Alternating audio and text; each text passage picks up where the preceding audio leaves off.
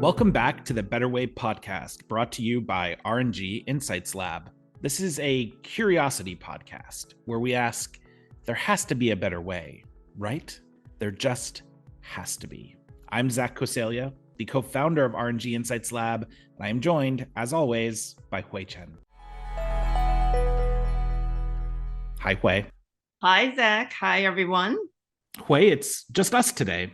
It sure is, but we're going to do something fun. This is what compliance professionals, or at least the ones I know, like to do, which is tell some war stories. Now, this is typically done in an outing, probably sitting over some food and beverages.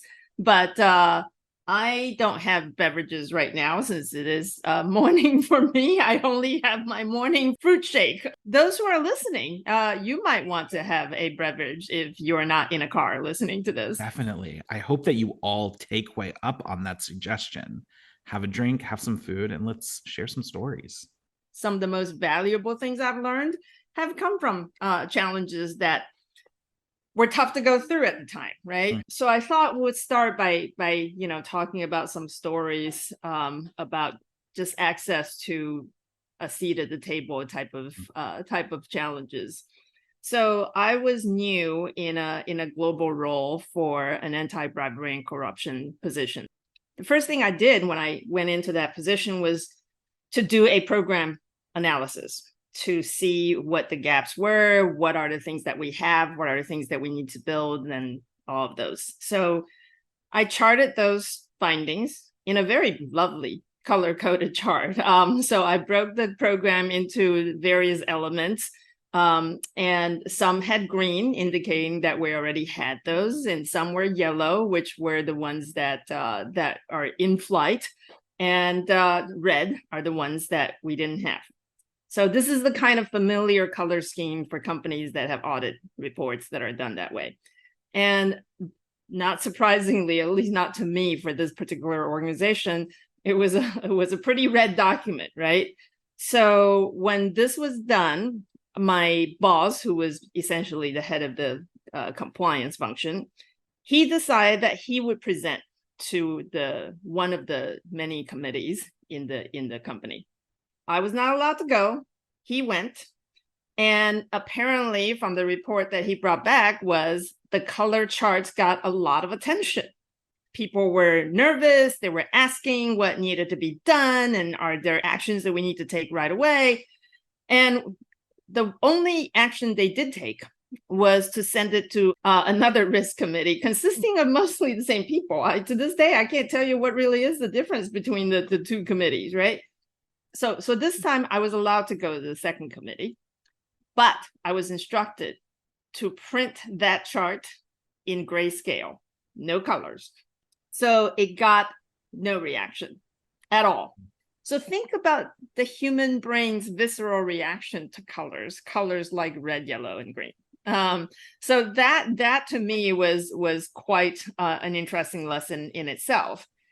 So one of the committee members during the meeting said that his counterpart at a competitor business thought anti-bribery and corruption was their biggest risk, which I took to be something of an encouraging sign because he was relaying a peer organization's recognition of this risk.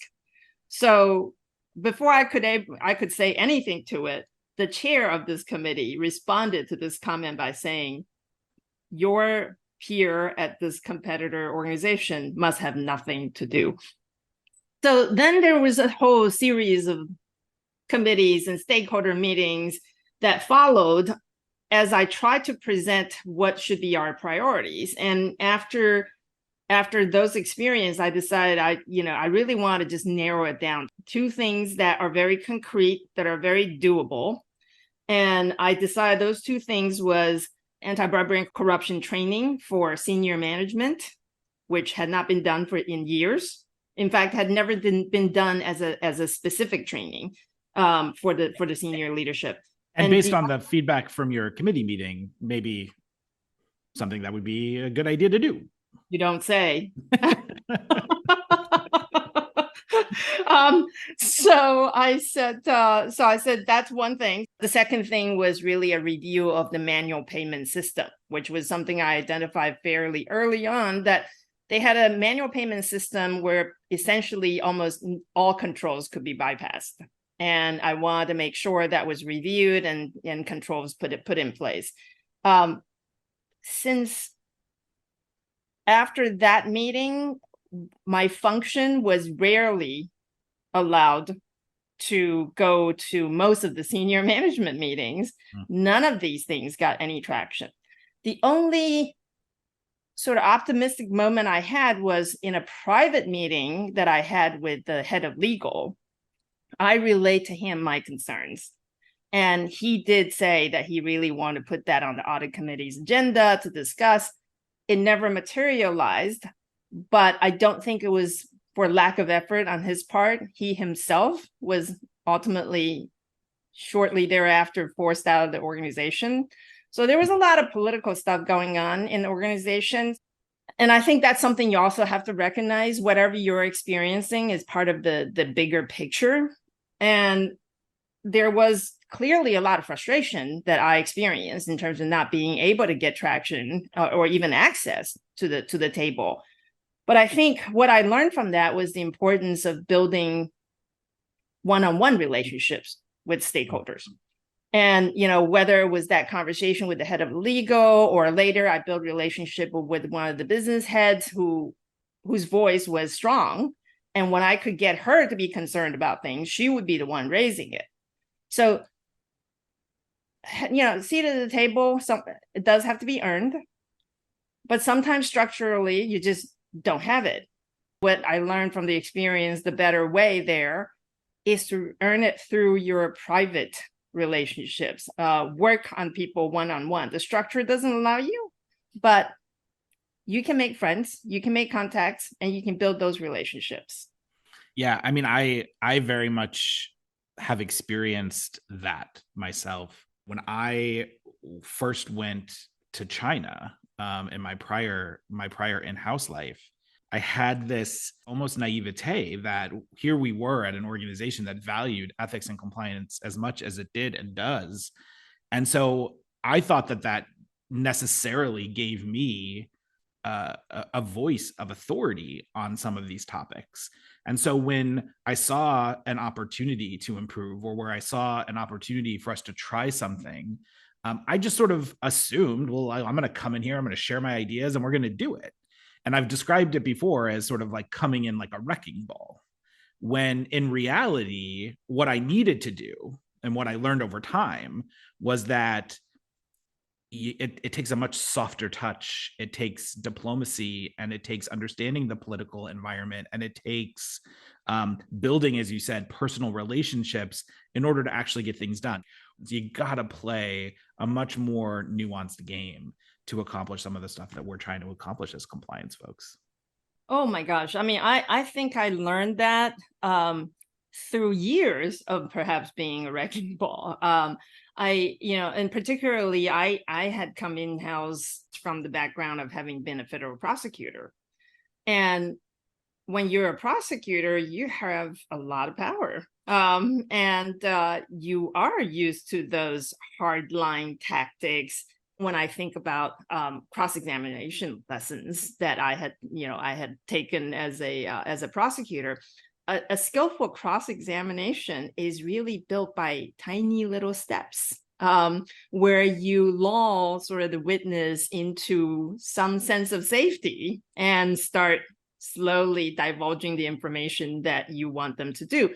And it's a skill that I have used in investigations, but sometimes it's a skill that we forget to use in daily interactions. Now, let me just make sure I clarify myself. It's the purpose here is not to lull people into a false sense of safety, so that you can spring something on them. But the purpose here is to build relationships, and you want people to feel comfortable with you, to truly share their concerns with you, and truly help you understand if they can't do something, why is it that they can't do it?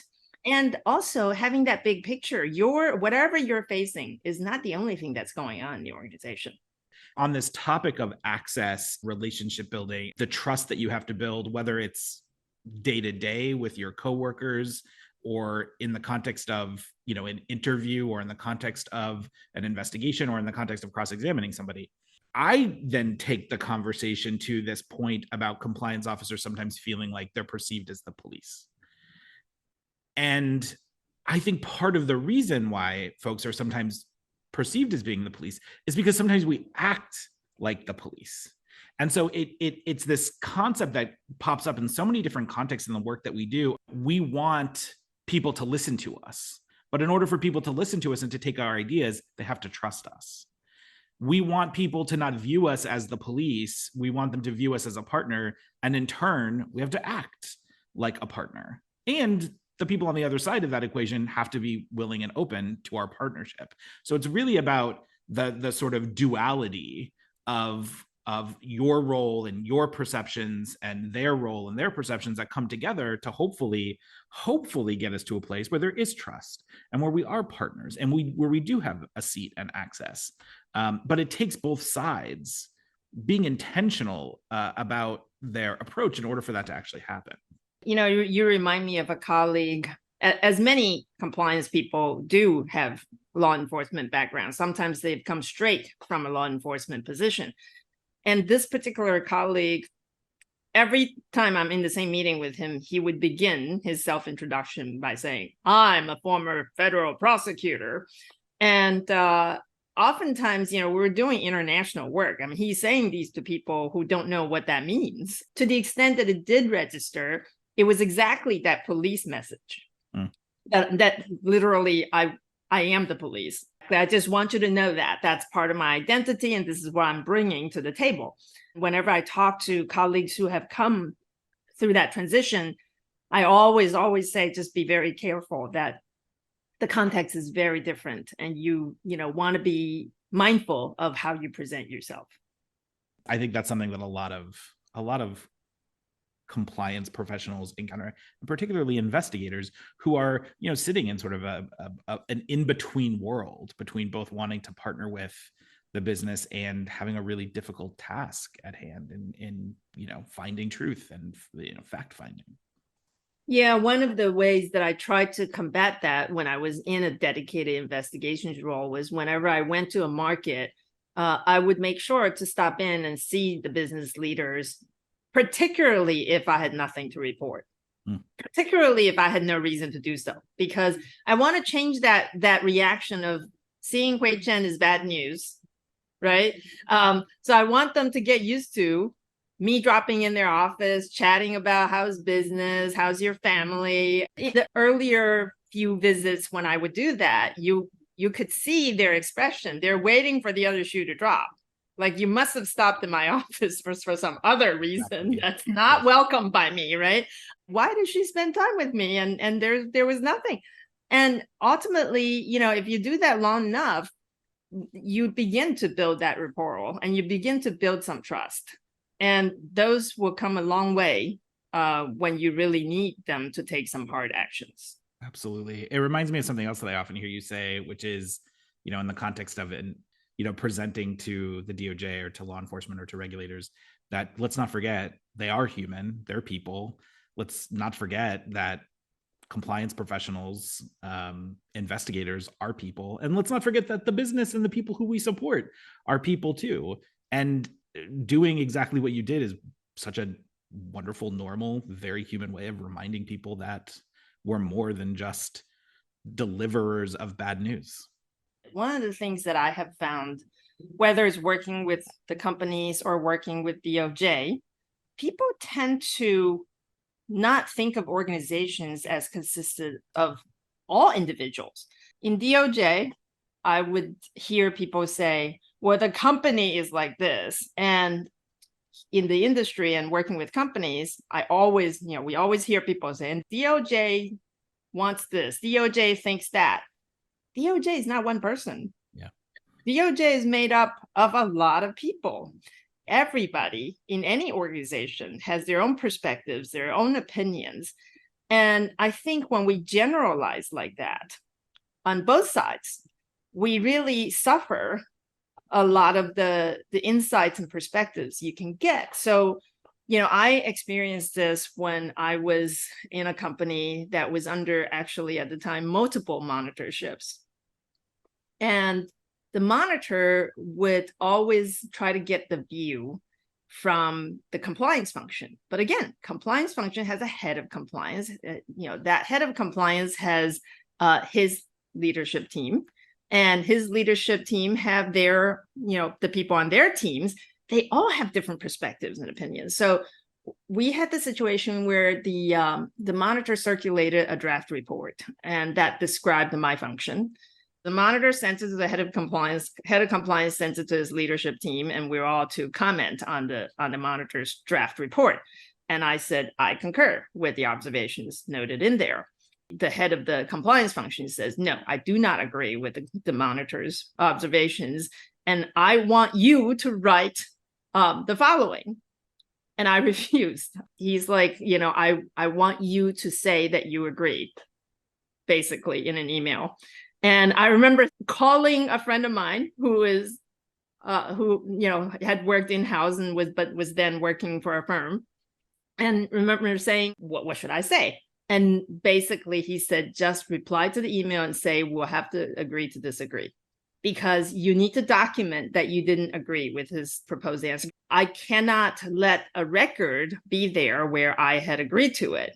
But I also didn't want to get into a continuous sort of argument over this that had already been ongoing for a few rounds. So when I was at DOJ and working with monitors, this is something I cautioned a lot with the monitors. Just be mindful of the organization. You're talking to the heads of functions, but are you really getting the full picture by talking just to the heads of functions? When you're circulating your results or, whatever, getting reactions from people, you're getting them from one set of people who have power over other people who may have different opinions. I mean, I want to actually piggyback off of that to talk about a related issue, building off of the idea that not all people in an organization have the same view. Not all cultures within an organization are the same. And that is that I think that it's like there's like this human nature to try to reduce things to something. We see it in the behavioral science space too, not just, compliance. We see it in all kinds of areas that we focus on. And it's that I've heard in my experience a lot. It's the words, it's too complicated. It's too complicated. Yep. We need to simplify it. It's too complicated. Whether we're talking about a policy, whether we're talking about a training, whether we're talking about a system, whether we're talking about a presentation, whether we're simply talking about like a strategy or a set of priorities, it's too complicated. Sometimes we do overcomplicate things. There's no question. Sometimes, though, when we say it's too complicated, what we actually mean, I think, is it's not clear. So it's not that we need to make it less complicated. It's that we actually need to just be clearer about what we're trying to convey in the world of a complicated set of things. And then, as we've also talked about on this podcast before, sometimes we use the word complicated when what we actually are talking about is something that is complex. But whatever the case, I feel like sometimes in the world of compliance, in the world of DEI, and the world of organizational culture, and in the world of just broader risk management, all of these various areas that we work, we say it's too complicated, when in reality, what we really need to be doing is acknowledging that sometimes things are complicated or sometimes things are complex. And to not try to reduce it to one thing, but to instead like actually give whoever our audience is or whoever our partners are the courtesy to believe that they actually can understand the complicated and the complex. I feel like what I'm getting out of what you're saying here is we want to embrace the complexity and the complications in our thinking, but be clear and simple in our communications. Yes. And you know what you just did? You were just clearer and simpler in your communication of the complicated and complex concept that I was articulating. So thank you. Thank you for that. That strangely reminds me of some of the lessons I've gotten from working with people in risk assessment. So I reviewed a risk assessment done by a company. It was done by a survey method. It was almost 100 question survey that was sent throughout the organization for people to complete. Sounds complicated. Yes and no. You're the general manager of a market. You have a lot of responsibilities. You got to meet your sales target. You got to manage your people. And here from the headquarters comes 100 questions asking you about whatever. So are you really going to do it yourself? No. Are you going to give it to your most able lieutenants to do? No. You're going to give it to the young intern who just came. Then the other problem is these ask a lot of questions that are basically people's opinions rather than facts. So, do you believe you have enough budget? Well, that's a believe. What is enough? Do you have enough headcounts for this, right? Same kind of problem. Do you trust people? So a lot of these survey questions for this particular exercise, which was called a risk assessment exercise, I expected it to be much more quantitative than sort of subjective in this way. Then there were also lots of questions that were open to interpretation. Questions like, do you have third parties? Well, what's a third party? I don't know what a third party is, so I'm just going to answer no. Or I think third parties are distributors. I think third party are suppliers. All of these are undefined. And it leaves it for people to, for the poor intern in the dark room to interpret what that means. So when they got back the risk assessment results, they got very strange outcome, right? So for some of the high risk markets, they came back looking pretty good because people were feeling pretty good about it. But for some of the lower risk markets, and I will name one, which was UK, right? UK, you would not traditionally think from the anti-bribery and corruption perspective as a high risk country. It came back sort of middle ranking because the people in the market who answered those were much more critical of what was needed and what did or did not exist. So the result came back very puzzling to people who were expecting certain types of results. But the question was diving into why this was happening and then working with the risk assessment team to revise their thinking.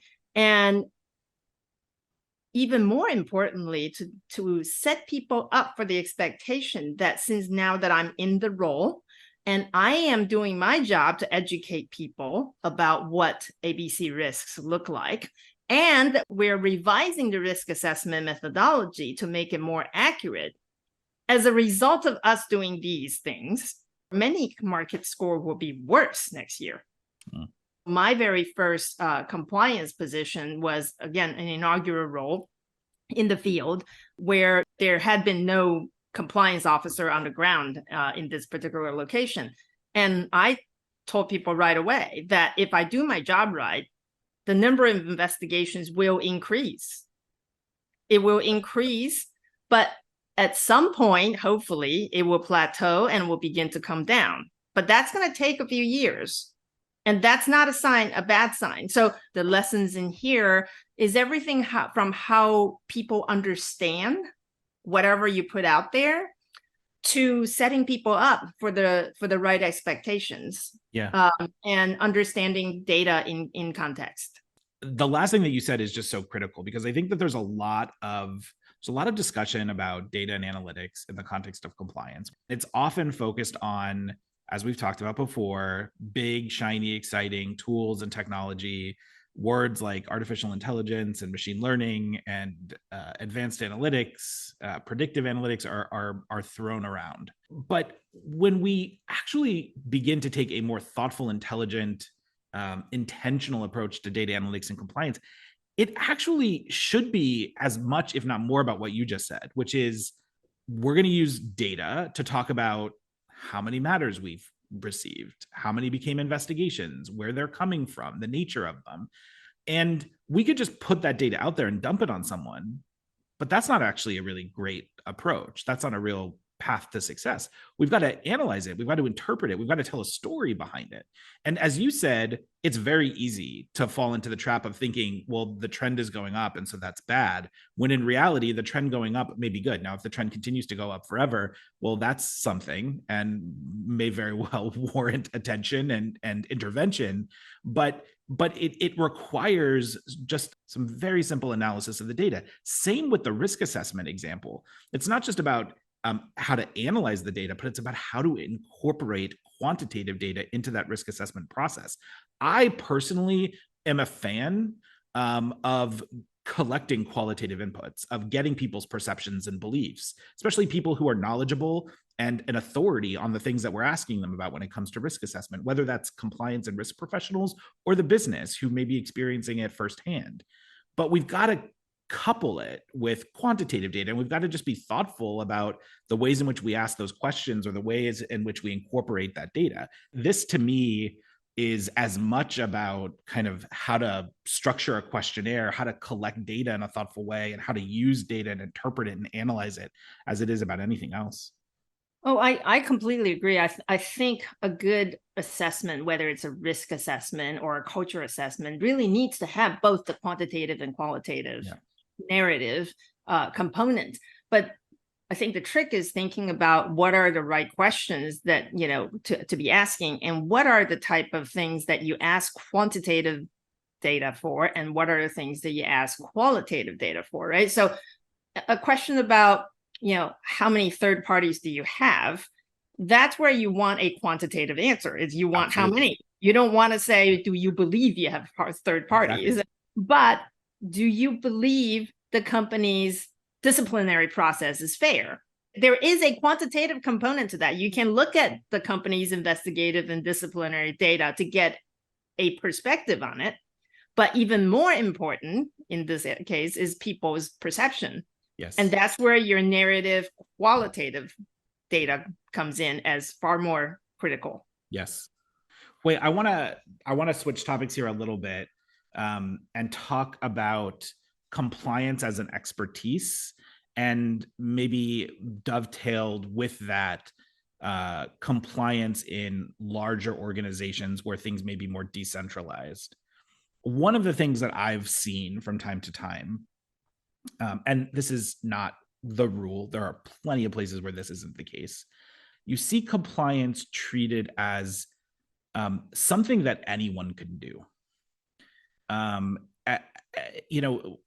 not suggesting it's rocket science, but it's treated as though it's not the expertise, the discipline in and of itself that it is. And I say that because I think it's distinguished from some other similar disciplines within an organization that don't get treated that way. I don't think that anyone thinks that they can be, the lawyer for the organization unless they actually have those skills. I don't think people feel like they could be the human resources person for an organization without a certain set of skills, or that they could be an auditor without a certain set of skills. But I think from time to time, and more frequently than I'd like, I think that folks think, well, anyone could do compliance. And so sometimes that has a real impact on the way in which the program is perceived within the organization, the way in which the talent is treated, and also the impact that the program ultimately has. I'm very grateful, and I think the compliance profession owes a debt to Andrew Weissman, who was the head of the fraud section that created the compliance counsel expert position that I held. And the reason is his thinking behind that was precisely to recognize compliance as an area of expertise. It's not that any prosecutor can just say, oh, I know, I can look at this compliance program and I can tell whether it's good or bad. Not that they're not smart people or good lawyers or excellent prosecutors, but the same prosecutors, you wouldn't expect them to say, well, I can just do forensic accounting. I can do, medical examination. Those are specialized fields that contribute to building the cases and understanding the cases that they prosecute. Andrew's thinking behind creating this position was precisely to recognize that compliance is an area of expertise, that it requires somebody who's been in companies and understand how it operates in reality and understand what it requires as skill sets, more than just legal skill sets, to come in to the role to have that recognition. Unfortunately, I think the profession is still very much struggling with this. It's something that we need to continually build on by doing the kind of things that we're doing, by highlighting the skill sets that's really involved. It really is an interdisciplinary, cross-functional expertise that, in a way, very few people in organizations have. So when you're able to help people understand that, then that really can add a lot more power and to what we do, is recognizing that this is not just a legal regulatory exercise. This is not just some messaging and putting together some training sessions with no measurement. It is about the company's values. It's about how people behave. And it's about the culture that you're trying to build in a company. Yes, couldn't agree more. What else is on your mind today? And we're also thinking about the challenges to the profession. The other thing that I always had struggled with when I was in-house was I oftentimes would be held responsible for all kinds of things over which I had no control. So there would be an audit or some kind of assessment, and then it says, there is improvement needed in payments or recruiting practices or in marketing tactics. I don't own any of those. And in one of the large organizations I worked with, I don't even own training.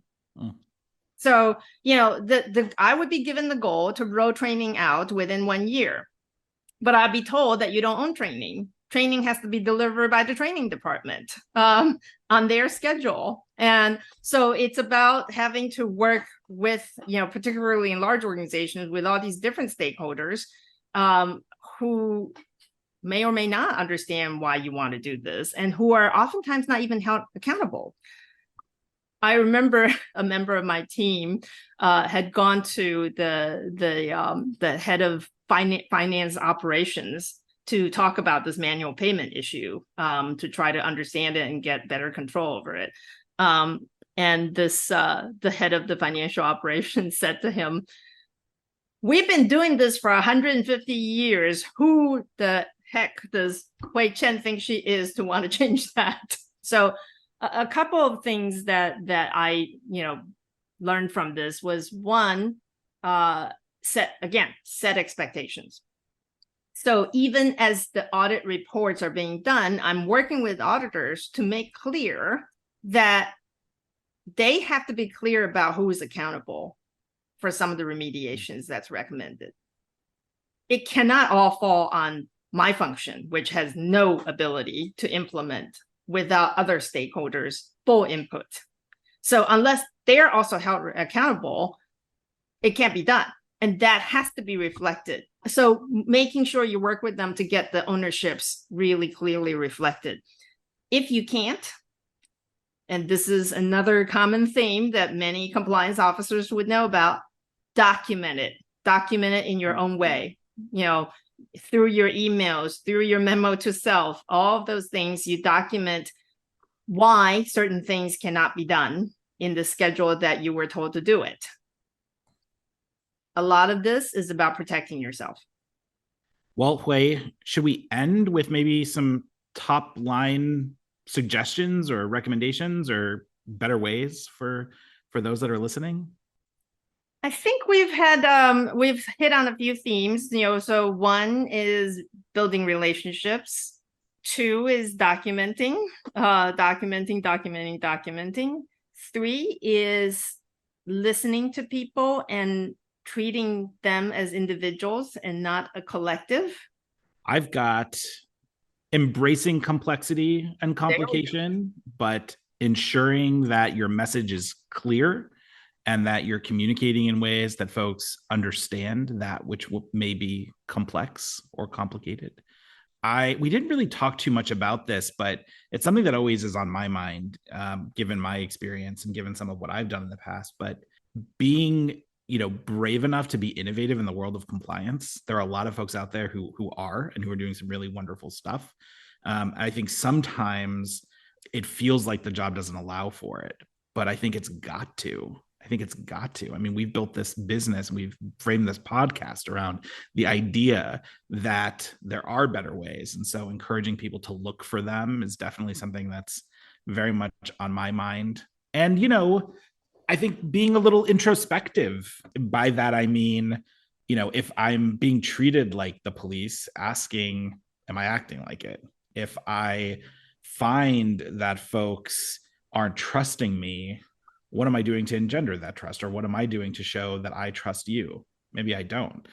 And that's part of the issue. But I think looking within was a big part of my journey and experience as well. Absolutely. I completely agree. And one area we haven't touched on, it's probably because it deserves its own episode, is investigations. Yes. It's too big a topic. You and I both, we met doing investigations, and there are so many war stories to tell on that. God. We should do that. Let's do an episode on that. Yeah. Yes. Well, let's do another episode just on investigations and all the war stories. And listeners, we also invite you to share your stories with us. Send us an email. Tell us some, anonymized war stories that you like to share. And we want this to be a community where we can share things. Absolutely. And let me just say also, we've shared from our experience, some of our war stories, some of our perceptions and experiences. I just want to be totally clear to those who are listening, who are compliance officers or who are on a compliance team. You're doing really hard work, sometimes under less than ideal circumstances. And I admire those of you who have chosen this path. And I know firsthand, and I know Hui does too, just how hard it is, but also how rewarding and wonderful it can be, because it really is a great discipline and very much is its own area of expertise. It sure is. And I have seen also a lot of compliance colleagues who feel very beaten down. And believe me, I've been there. And there are rewarding aspects to this work. And a lot of it is finding small victories along the way.